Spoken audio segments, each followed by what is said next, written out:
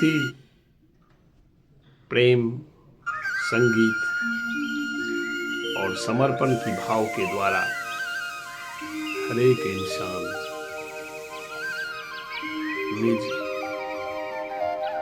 अस्तित्व की समृद्धि को सहज ही प्राप्त कर सकता है।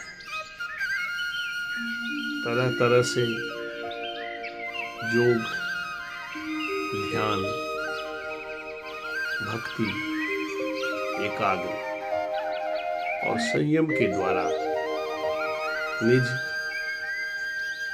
अस्तित्व को एक गतिशीलता प्रदान करने हेतु सुबह से शाम तक हर इंसान, खासकर जो गृहस्थ आश्रम में हैं, अपने बच्चे और सगे संबंधियों के हितार्थ एक मधुर संबंध स्थापित करने की कोशिश करते हैं। ऐसे इंसान जीवन में मान, सम्मान और ऐश्वर्य को प्राप्त करते हैं। उनके लिए क्या सुख, क्या दुख, हर पल एक समान, एक निर्झर, एक तरंग की भांति सकारात्मक ऊर्जा के रूप में आंतरिक और बाहरी जगत में प्रवाहित होते ही रहते हैं। ऐसे ही ध्यान, योग और अभ्यास हम सभी को एक निश्चित ऊर्जावान धरातल की ओर, प्रकाशमय जीवन की ओर अग्रसर करते हैं। जीवन में निहित उद्देश्य और लक्ष्य प्राप्ति हेतु हमेशा एक निष्ठ प्रयोगात्मक शैली के द्वारा लक्ष्य का पीछा करते हैं और एक सहज, सरल और सुखद जीवन यापन करते हैं।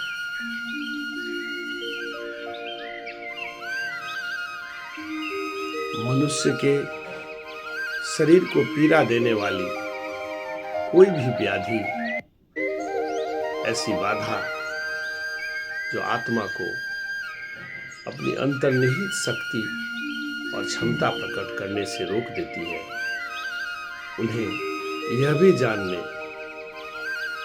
की आवश्यकता है कि शरीर को स्वस्थ और सुरक्षित रखने के लिए क्या पोषण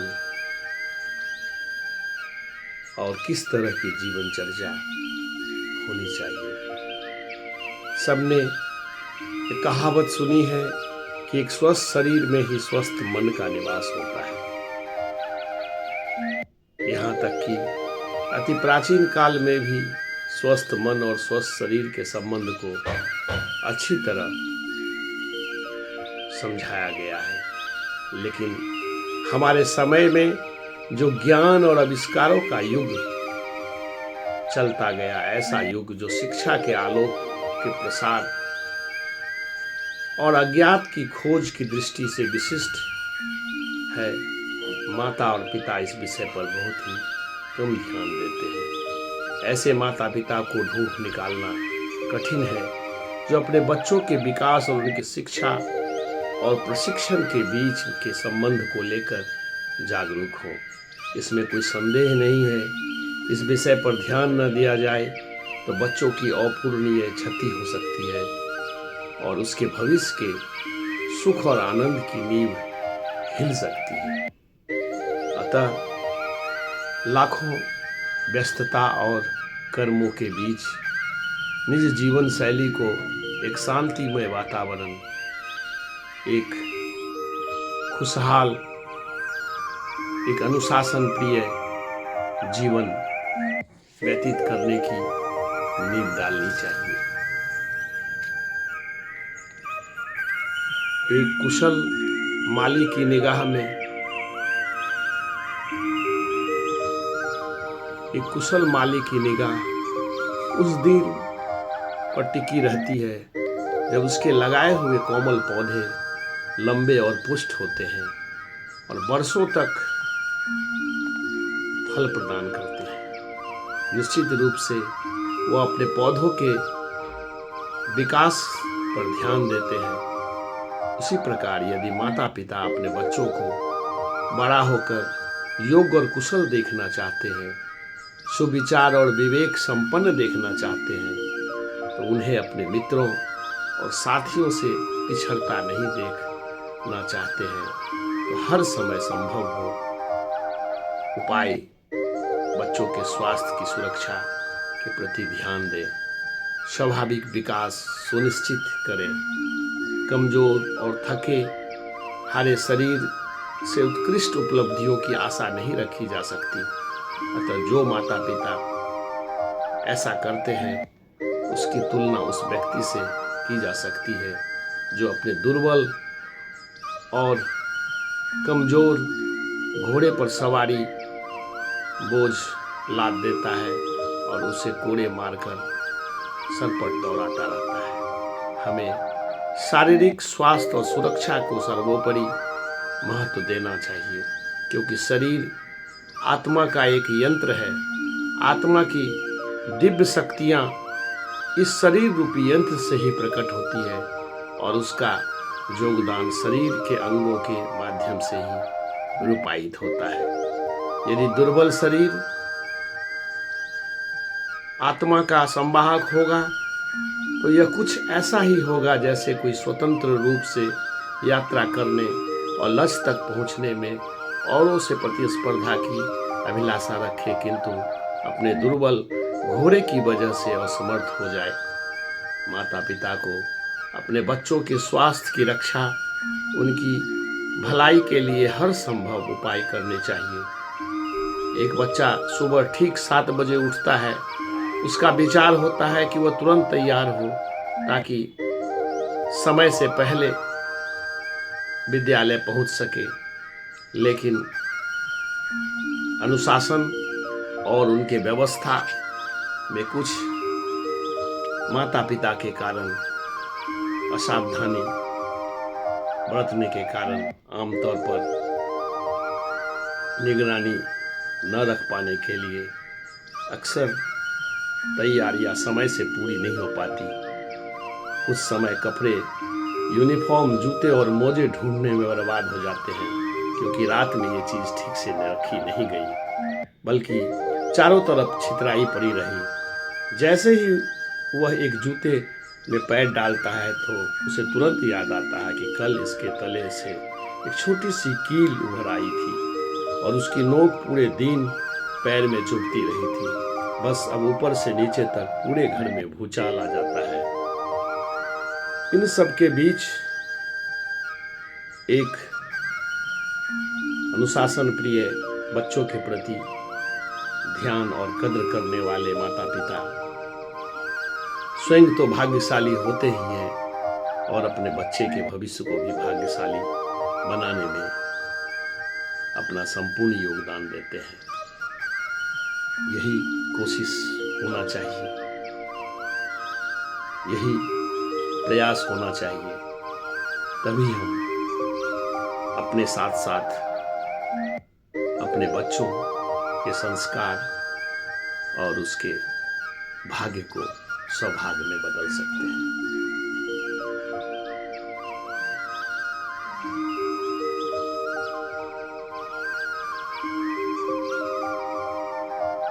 कहा जाता है कि हम जो कुछ भी देखते हैं या जिन बातों को हमें बोध होता है, ये हमारी स्मृति पर प्रभाव छोड़ते हैं और वहाँ अंकित हो जाते हैं। उचित समय पर इसी प्रभाव का स्मरण होता है।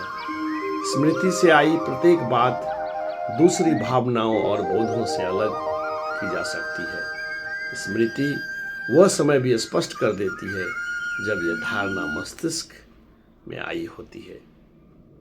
आजकल अधिकांश माता पिता अभिभावक अपने व्यस्त जीवन चर्चा के चलते अपने संतानों की देख रेख भरण पोषण सही प्रकार नहीं कर पाते, यानी अपनी व्यस्तता के बीच अपने पारिवारिक जीवन और बच्चों को सौभाग्यशाली बनाने से वंचित रह जाते हैं। आशा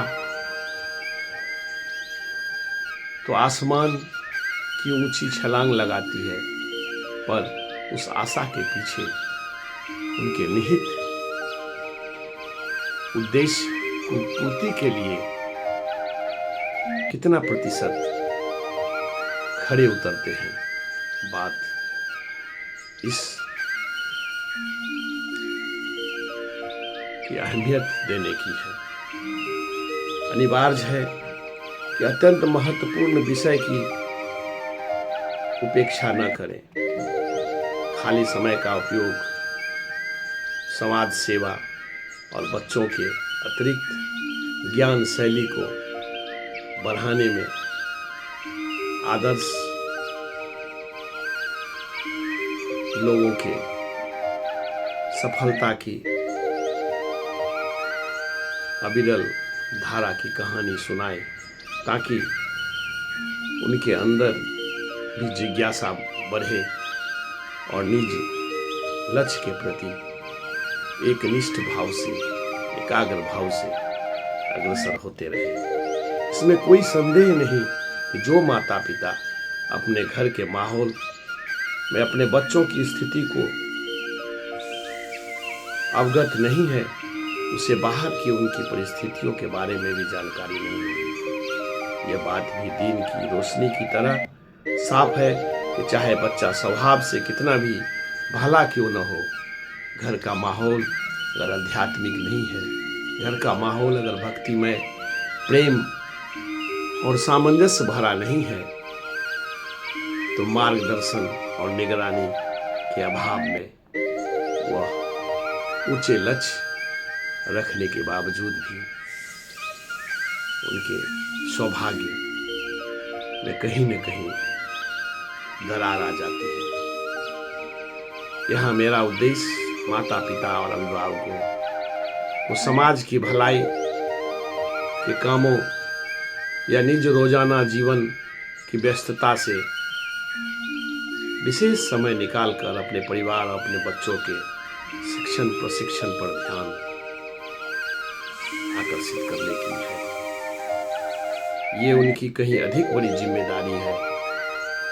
इसके बाद यदि समय बचता है तो अपनी सामाजिक और प्रतिबद्धताओं को पूरा कर सकते हैं। माता पिता आमतौर पर किशोरावस्था से पहले अपने बच्चों को लेकर संतुष्ट रहते हैं। इस बीच शायद ही कभी उसके बीच कोई तनाव या दूरी आती है। वे लगभग शांत और सुखी रहते हैं। इन वर्षों के दौरान माता पिता और बच्चों के संबंध बिल्कुल स्पष्ट होते हैं। माता पिता एक प्रशासक होते हैं और बच्चे प्रशासित। माता पिता कानून लागू करते हैं और बच्चे उनके पालन करते हैं। किंतु जब उम्र बढ़ती है 12, 13, 15, 18, 19, उस सतह पर अक्सर ऐसा देखा जाता है कि माता पिता और अभिभावक अपने व्यस्त जीवनचर्या में उलझे रहते हैं और बच्चों की तरफ इसलिए ध्यान नहीं दे पाते कि बच्चे अब उम्र दरार हुए हैं, उनकी बुद्धि विकसित हुई है और खुद दिशा निर्देश अपने जीवन के प्रति कर सकते हैं। और किशोर बच्चों का दृष्टिकोण अपने माता पिता के प्रति बदलने लगता है। धीरे धीरे वे दोष निकालने लगते हैं और उनके मन में कई प्रकार की आलोचनाएं उठने लगती है। वे अक्सर चिड़चिड़े हो जाते हैं और जल्दी क्रोध में आ जाते हैं। अब परिवार का माहौल उन्हें अच्छा नहीं लगता। उनकी बेचैनी माता पिता और उनके बीच एक दरार पैदा कर देती है। अतः अहमियत है शिक्षण और शिक्षा संस्थान प्रशिक्षण के दृष्टिकोण से बच्चों पर सर्वाधिक ध्यान दें। उनके शारीरिक परिवर्तनों के साथ साथ बौद्धिक परिवर्तन में अपने ज्ञान, अपनी शिक्षा और आदर्श पुरुषों के उपलब्धियों को शामिल करें। नई भावनाएं, नए रुझान, नई जरूरतें पर भी विचार करें। इस प्रकार बच्चों के भविष्यों को सुधारा जा सकता है, संवारा जा सकता है। अपने व्यस्त जीवन से कुछ समय निकालकर प्रभु श्री राम की भक्ति में अलौकिक शक्तियों के प्रति अगर कुछ देर हम प्रेरित हो, खुद को अभ्यस्त बनाए, तो जीवन खुशहाल प्रभु श्री राम की कृपा में और अलौकिक सकारात्मक ऊर्जा से परिपूर्ण होगी। आइए श्री राम कृपा मानस की कुछ चौपाइयों को सुने। सीताराम जय राजा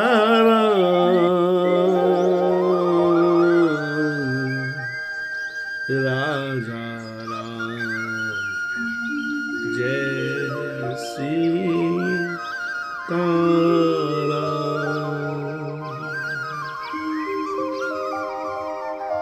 आश्रित बत्सल जय जय राम।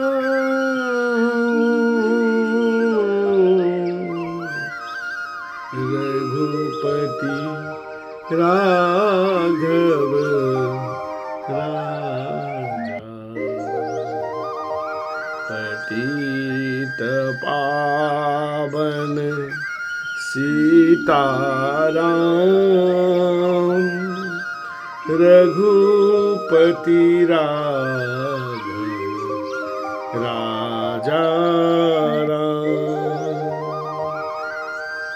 स्तव कनकांबर कमलासन जन काखिल धाम। सनकादिक मुनिमान ससदनानद भूम। शरणागत सुरनायका चिरकामित काम। धरणी तल तरन दशरथ नंदन राम। कुसुमायुधतनु सुंदर कमलानन राम। वसुमानित भृगु संभव मद मर्दन राम। करुणारस वरुणालय नतवत्सल राम। शरणं तवं चरणं भवहरणं मम राम। आपदाम हन्तारं दन्तारं सर्व संपदाम। लोकाभिराम श्रीरामं भूवो नमाम्यहम्। रामाय रामचन्द्राय राम भद्राय वेधसे रघुनाथाय नाथाय सीताया पथे नमः। हनुमान जी द्वारा यह